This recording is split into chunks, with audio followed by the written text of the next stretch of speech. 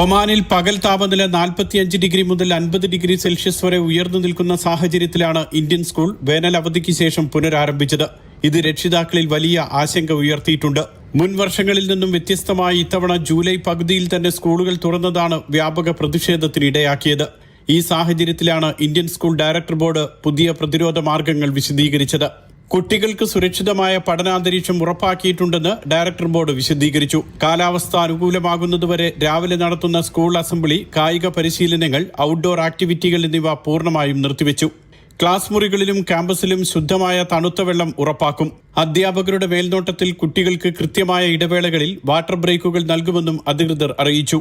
Class മുറികൾ, ലാബുകൾ, school ബസ്സുകൾ എന്നിവിടങ്ങളിലെ എയർ കണ്ടീഷണറുകൾ കൃത്യമായി പ്രവർത്തിക്കുന്നുണ്ടെന്ന് ഉറപ്പാക്കും. ബസ്സുകൾ നിർത്തിയിടുന്ന സമയത്ത് കുട്ടികളെ ബസ്സിനുള്ളിൽ ഇരുത്തരുത്.